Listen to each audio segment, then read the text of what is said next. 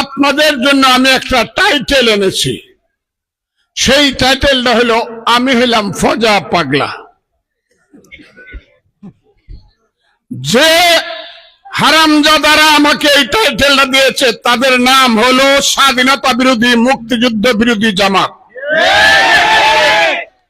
তাদেরকে যদি ভোট দেন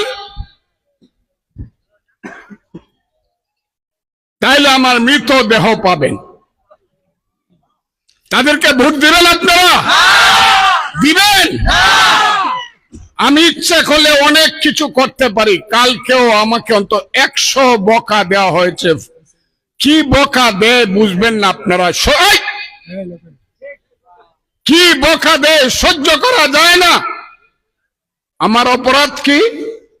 আমি তো জামাত ইসলাম মুক্তিযুদ্ধ বিরোধীদেরকে বকি নাই।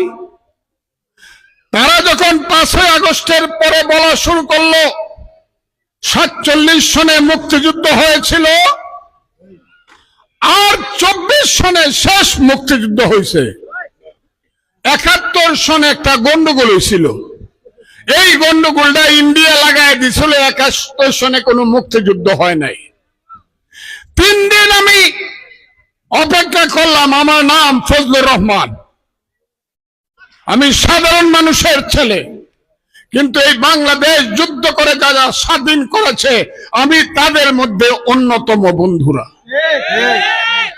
কাজেই যখন দেখলাম কেউ কথা বলে না, আমার দল যখন চুপ করে থাকে, তখন জীবন মৃত্যুর রিস্ক নিয়ে এই বাম হাতের আঙ্গুলটা তুলে আমি বললাম, এই রাজাকারের বাচ্চারা, আল বদরের বাচ্চারা এখনো কিন্তু জীবিত আছি রে।